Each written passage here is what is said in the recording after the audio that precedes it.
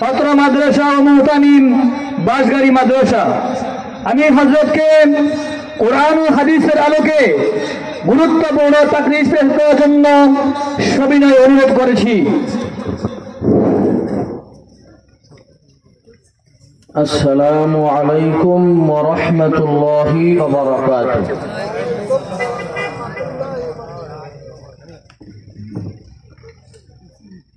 আলহামদুলিল্লাহি নাহমাদুহু ওয়া নাস্তাঈনুহু ওয়া নাস্তাগফিরুহু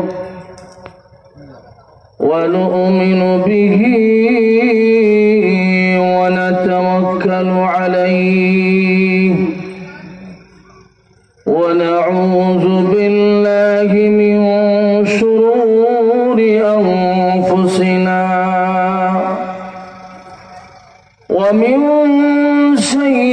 سيئات أعمالنا من يهده الله فلا مضل له ومن فلا هادي له ونشهد أن لا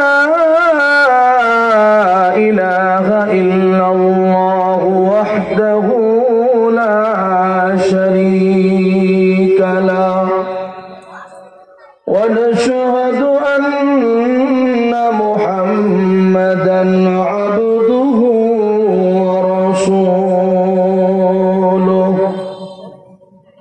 أما بعد فقد قال الله تعالى في كلامه المجيد وفي فرقانه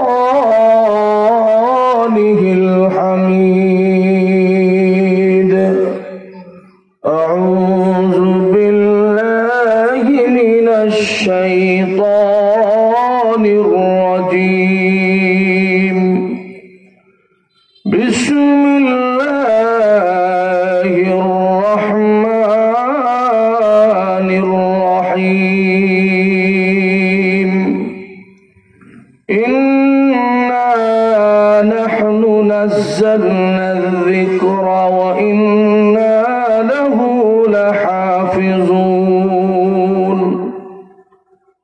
عن ابن عمر رضي الله عنه قال قال رسول الله صلى الله عليه وسلم إن هذه القلوب تستوي كما يستوي الحديد إذا أصابه الماء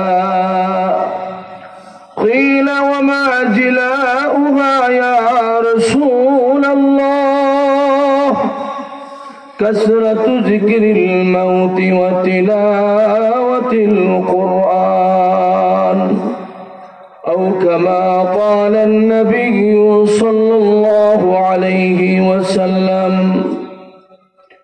إن الله وملائكته يصلون على النبي يا أيها الذين آمنوا صلوا عليه وسلموا تسليما সকলে নামাজের দুরূদ ইব্রাহিম পড়ি اللهم صل على محمد وعلى آل محمد كما صليت على إبراهيم وعلى آل إبراهيم إنك حميد مجيد اللهم بارك على محمد وعلى آل محمد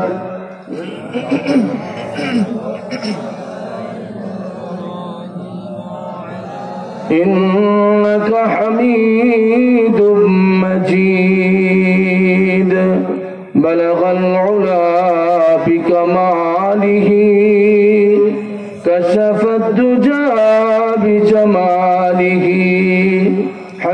تمت جميع خصاله صلوا عليه وآله محبت কয়েক পড়তে জিকির করি লা ইলাহা ইল্লাল্লাহ ইল্লাল্লাহ লা ইলাহা ইল্লাল্লাহ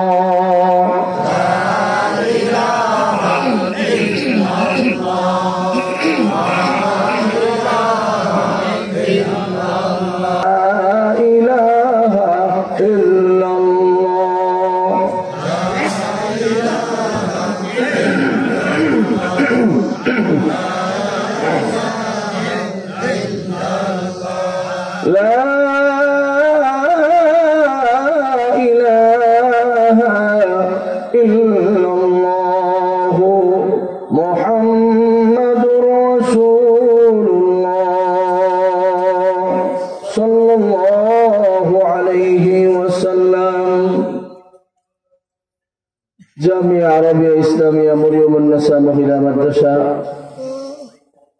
সম্মানিত সভাপতি, প্রধান বক্তা, অন্যান্য ওলামায়ে কেরাম, মুরব্বিয়ানে নিজাম, পর্দার আড়ালে অবস্থানরত ভদ্র মা ও বোনেরা,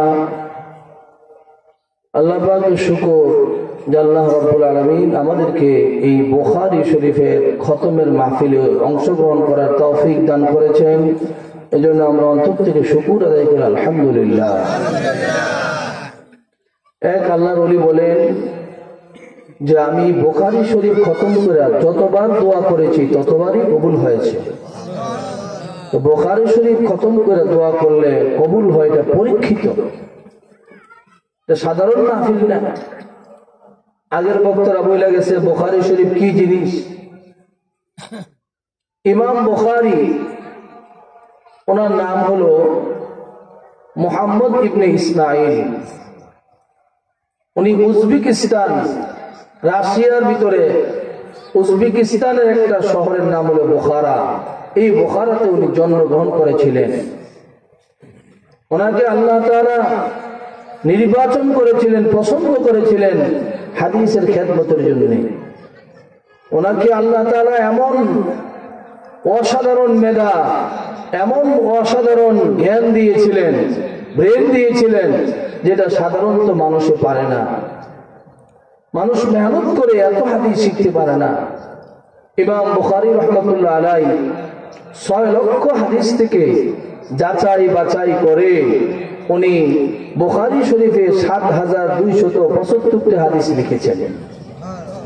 প্রত্যেকটি হাদিস লেখার আগে উনি রোজা রেখেছেন, গোসল করেছেন, ইস্তেখারের নামাজ পড়েছেন, নবীজির রওজা পাক, রওজার পাশে বসে উনি কিতাব লিখেছেন, মুরাকাবায় বসছেন, ধ্যানে বসছেন। নবীজির পক্ষ থেকে যখন ইশারা আসছে, হে বুখারী, এটা আমি বলছি, এটা সহিহ হাদিস, তুমি লেখো, তখন ইমাম বুখারী হাদিসে লিখছেন। এই জন্য বুখারী শরীফ এত কবুল হয়েছে। আসাহুল কুতুবি বাদা কিতাবিল্লাহ আস-সহিহুল বুখারী, অর্থাৎ কোরআনের পরে সবচেয়ে বিশুদ্ধ সহিহ কিতাব হলো বুখারী শরীফ। বুখারী শরীফ, এই বুখারী শরীফ এই সয়ানির জমিনে পড়া হয়, মহিলারা পড়তেছে। এই বছর মনে হয় 12 জন মহিলা আপনাদের এখান থেকে বুখারী শরীফ পড়া আলেমা হয়ে যাইতেছে। আপনাদের কত সুনসিব, কত ভাগ্য আপনাদের। ইমাম বুখারী রাহমাতুল্লাহ আলাইহি উনি বুখারী শরীফ লেখলেন বিভিন্ন কারণ, তার প্রেক্ষাপট। একটি প্রেক্ষাপট হলো ইমাম বুখারী রাহমাতুল্লাহ একদিন স্বপ্নে দেখলেন আল্লাহর নবীর সামনে দাঁড়ানো।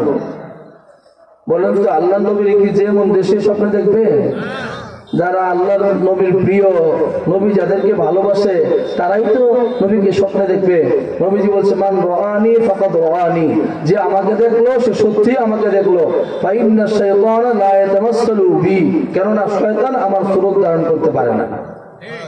নবীকে দেখলে জাহান্নামের আগুন হারাম, এই কথাটা সহি না, এটা গলত। নবীকে দেখলে তার ফজিলত আছে, কিন্তু জাহান্নামের আগুন হারাম, এটা এই কথাটা মওজুজাত। নবী সাল্লাল্লাহু আলাইহি ওয়াসাল্লাম তার প্রিয় বান্দাদেরকে দেখা দেয়, অনেক সময় খারাপ মানুষও দেখা দেয়। তার ইসলামের জন্য, তার সংশোধনের জন্য তুই ভালো হয়ে যা, তুই ইসলামের পথে আয়।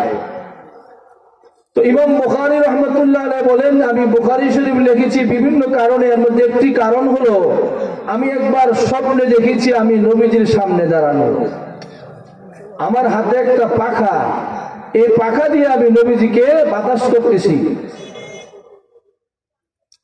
তো এই বাতাস করতেছি, আমার স্বপ্ন ভেঙে গেল। তো আমি পরে একজন বড় আলেমের কাছে, যারা স্বপ্নের ব্যাখ্যা বুঝে, এমন একজন আলেমের কাছে ব্যাখ্যাটা জিজ্ঞাসা করলাম যে আমি আজকে স্বপ্নে দেখলাম নবীজির সামনে দাঁড়ানো, নবীজির গায়ে থেকে বাতাস করতেছি, এটার কারণ কি? ওই বড় আলেম বলল, রে বুখারী, তোর বড় ভাগ্য ভালো, তোর নসিব ভালো, তুই নবীজির হাদিসের এমন খেদমত করবি, নবীজির হাদিস থেকে তুই মিথ্যাকে দূর করে দিবি, মিথ্যা হাদিসগুলো আলাদা করবি, নবীজির হাদিসের মধ্যে কোনটা সহিহ কোনটা ভুল তুই আলাদা করবি। এটাই তুই নবীর থেকে মাছি তাড়াইছ, নবীর শরীর থেকে মশা তাড়াইছ। আসলে বাস্তবে ঠিকই ইমাম বুখারীকে আল্লাহ রাব্বুল আলামিন এমন যোগ্যতা দিয়েছিলেন, উনি বুঝতে পেরেছেন কোন হাদিসটা সহিহ, কোন হাদিসটা জয়ীফ, কোন হাদিসটা কি মওযু। ইমাম বুখারী রাহমাতুল্লাহ আগে এরকম সহিহ হাদিস ছিল না। ইমাম বুখারী রাহমাতুল্লাহ আলাইহি নিয়ত করেছেন, আমি শুধু সহিহ হাদিসগুলো খুঁজে খুঁজে তালাশ করে করে লিখব। 6 লক্ষ হাদিস থেকে যাচাই বাছাই করে মাত্র 7275 হাদিস লিখেছে। প্রত্যেকটা হাদিসে নবীজির পক্ষ থেকে ইঙ্গিত আসছে, ইশারা আসছে। এই ইমাম বুখারী উনি প্রথম দিক থেকে অন্ধ ছিল।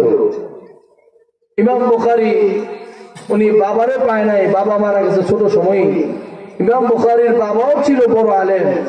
ইমাম বুখারীর বাবা অনেক ধনী মানুষ ছিল, অনেক সম্পদ ইমাম বুখারীর জন্য রেখে গেছিল। ইমাম বুখারীর বাবা গ্যারান্টি দিয়ে গেছে যে আমার সম্পদের মধ্যে বিন্দু পরিমাণ কোনো হারাম নাই। এই জন্য ইমাম বুখারী হয়েছে। ইমাম বুখারীর আব্বার সম্পদে বিন্দু পরিমাণ কি নাই, হারাম নাই। এই জন্য ইমাম বুখারীকে আল্লাহ তাআলা এত বড় আলেম বানাইছে। এই জন্য যারা হারাম খায় তাদের সন্তান মানুষ হওয়া কঠিন।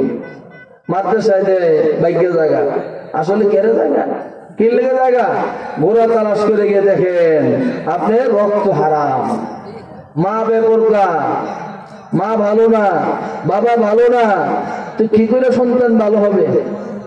এই জন্য তো এরকম হয়। তো ইমাম বুখারী রাহমাতুল্লাহ আলাইহি প্রথম অবস্থা ওনার অন্ধ ছিল, চোখে দেখতো না। ইমাম বুখারীর মা মনে বড় ব্যথা।